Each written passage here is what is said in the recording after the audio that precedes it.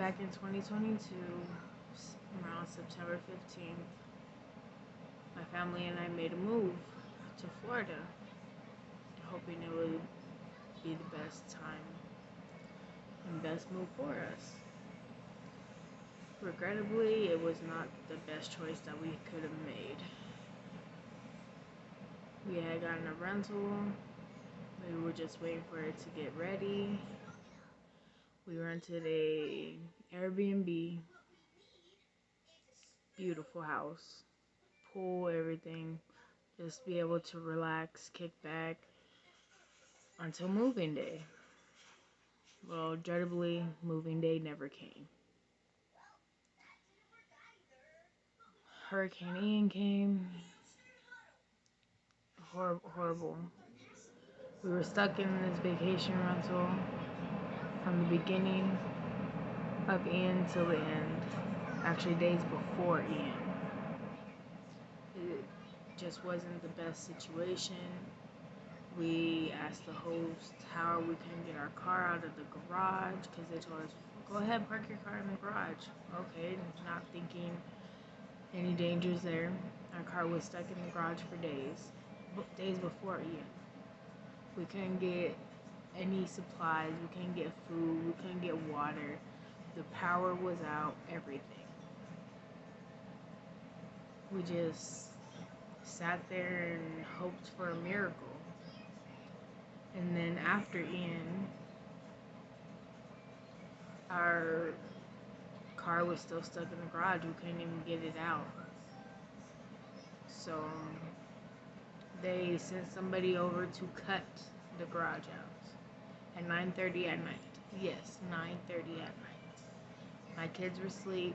I refused for them to cut it out.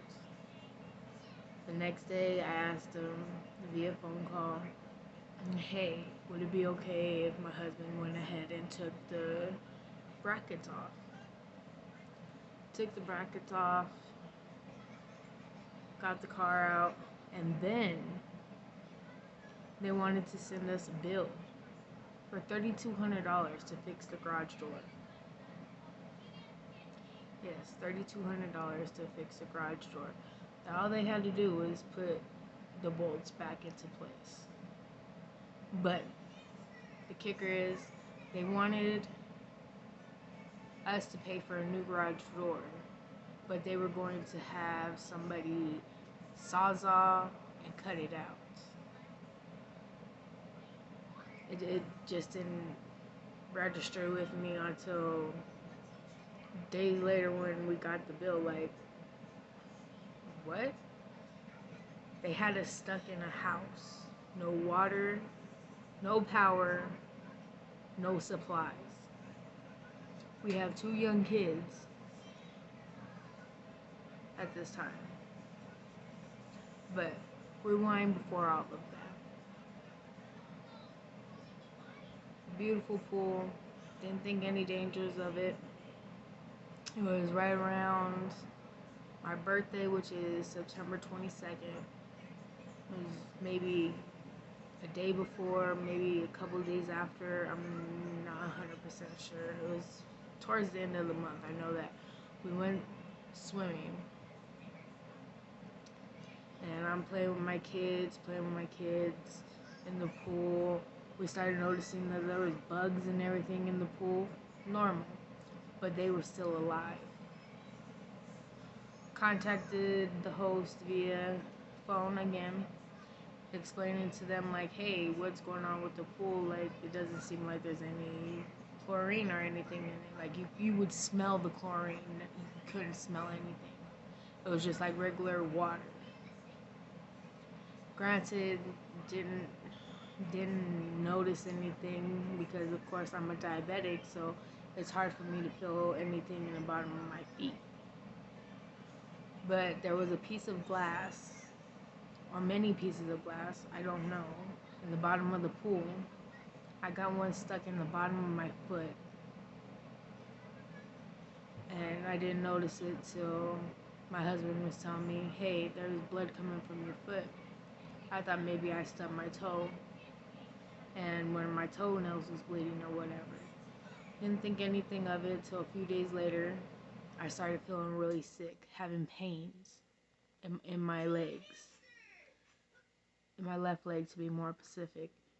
And I started falling really ill, nauseous, queasy, chills, the whole bit. It it wasn't anything like I felt before. So we were researching, came to the thing that it might be polio. Okay, started drinking teas and everything to try to combat the pain and trying to keep food down and nutrition. But at that point, it was getting far too extreme. So fast forward after Ian, a couple days after Ian, we checked out, and I was still feeling really ill, really ill, to the point that I could barely see straight. And I was refusing to go to the hospital like a hard head would, because spending half your life in and out of the hospital, it just doesn't register to you like, hey, this may be something that's serious, that, hey, you need to go to the hospital. Didn't think anything of it. Went to the hospital on October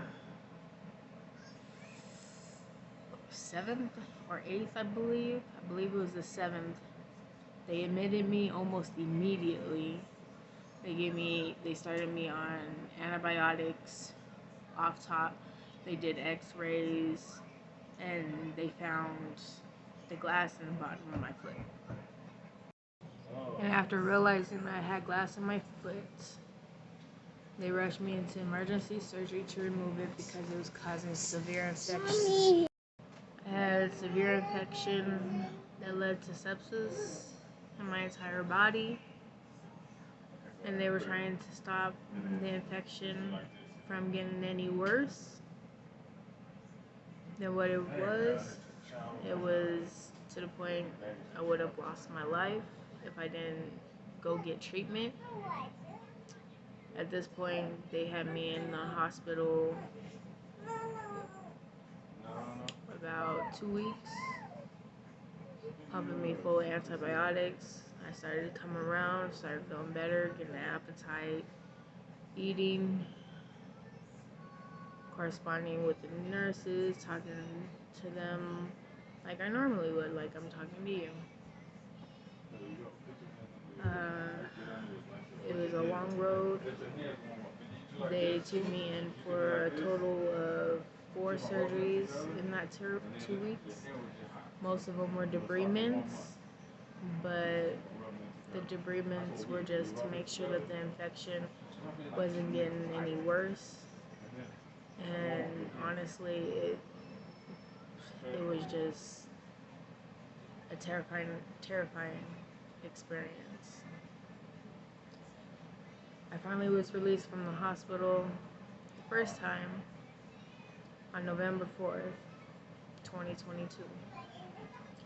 After I was released, I had a PICC line so I can go continue my antibiotics to make sure that the infection was completely gone and would remain gone.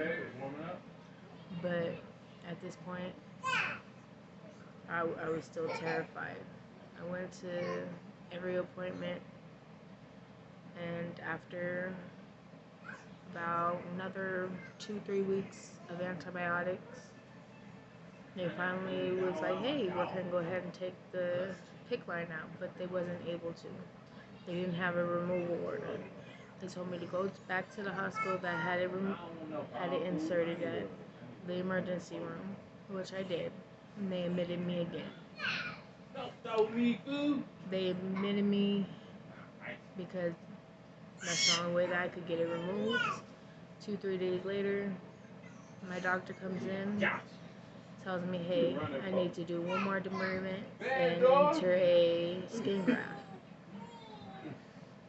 Allowed him to do all of that. Finally discharged. Got without the PICC line, and they just sent me on my way with oral antibiotics and insulin and everything that a diabetic needed, and also things to help me keep my wound clean. I had daily and weekly visits, one with the podiatrist and one with the antibiotic doctors, to make sure that it was all correct and it was helping. I want to say maybe 5 days to maybe a week later, I started feeling really, really bad in my chest, where I couldn't breathe. I was having a hard time just walking at that point. But of course, I was on one leg, so it didn't comprehend to me. I was on one leg using a knee scooter, so it was a little bit more strenuous on me. I didn't think anything of it. We got another temporary Airbnb, but this time it was a trailer. So I got up into the trailer miraculously, and it was just hard for me to even get to the bathroom. I was turning pale white, like my husband was scared. He thought he was looking at death. And at that point, when I called 911, they came. My oxygen level was at 70% at this point. 70%. And they immediately took me out of the trailer, put me on the stretcher, rushed me to the nearest hospital. There, they couldn't figure out why my oxygen level wouldn't go up. They had me on oxygen. They had me on a sleep apnea moisturizer, moisturizing oxygen. They went and did blood work. They did everything that they could possibly think of. So the next thing that they did, they took more cultures, trying to see if it was the infection coming back. And at that point, I'm crying. I'm overexerting myself. My oxygen drops down to 60%. I couldn't breathe. I thought I was going to die, honestly. At this point, they're like, the only thing left for us to do is a CAT scan. So they went and did a CAT scan on my chest, finding that almost all my lungs, both sides, was filled with blood clots. After the blood clots, now many people have turned us away because we don't have the lump sum of cash that they want. I mean, we went from housing to waiting for another place to just being homeless and getting out of the hospital. Nowhere to go to keep my legs up and the swelling down so that way I can heal properly. But that's just another obstacle that I'm trying to overcome, and I'm pleading with you to help. But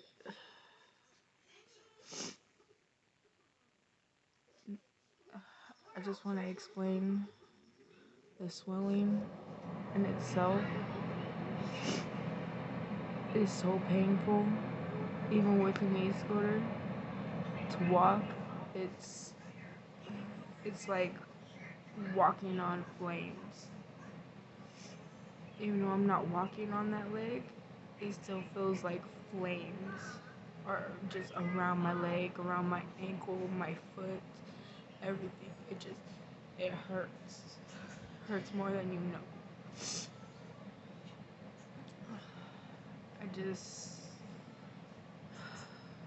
It kills me inside.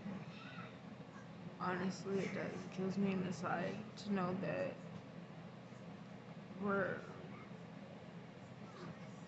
homeless. We went from staying in the car for months, and I do mean months, more than 6 months, to a 200-foot cabin to what